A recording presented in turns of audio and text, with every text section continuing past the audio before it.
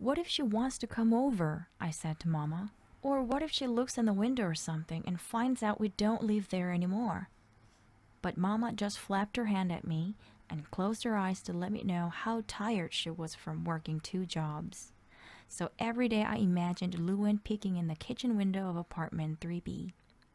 When she did, of course, she wouldn't see me and Toby and Mama and Daddy eating our dinner and being happy. She'd see some other family. Some happy family that wasn't all broken up like mine. And then one day when she got off the school bus, Luan went and did the noisiest thing I could imagine. She followed me. I was trying to catch up with Toby because he had grabbed the car key and run on ahead of me, so I didn't even notice her sneaking along behind me. She followed me all the way past apartment 3B, across the street, and clear around the back of Eckerd drugstore, where a car was parked with laundry hanging out the windows and Toby sitting on a milk crate waiting for me.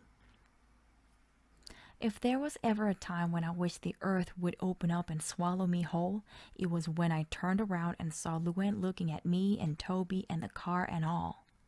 I could see her thoughts just plain as day right there on her face. I wanted to wave my hand and make that dented up car disappear off the face of the earth. But more than anything, I wanted my daddy to come on home and change everything back to the way it was before. I set a smile on my face and said, "It's just temporary," like Mama had said to me about 100 times. Luan turned red and said, "Oh, when Mama gets paid, we're moving into a new apartment," I said. "Oh." And then we both just stood there looking at our feet.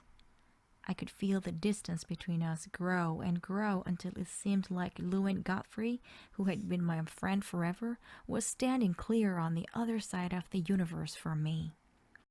Finally, she said, "I better go." But she didn't.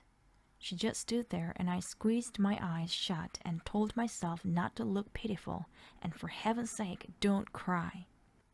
And then, of course, Toby had to go and make everything worse by saying, "Mama left a note that she's working late, so we're supposed to eat that macaroni that's in the cooler."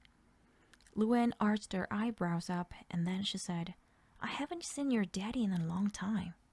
That did it. I couldn't stop the tears from spilling off my squeezed up eyes. I sat down right there in the drugstore parking lot and told Luan everything. I felt her arm around me and I heard her saying something, but I was too lost in the misery to do anything but cry.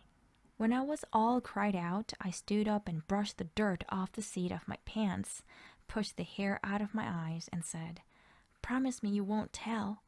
Luan nodded. "I promise. I mean, not even your mama." Luan's eyes flickered for just a second, but then she said, "Okay." I crooked my pinky finger in the air and waited for her to give me the pinky promise, but she hesitated. I stamped my foot and jabbed my pinky at her. Finally, she crooked her pinky around mine and we shook.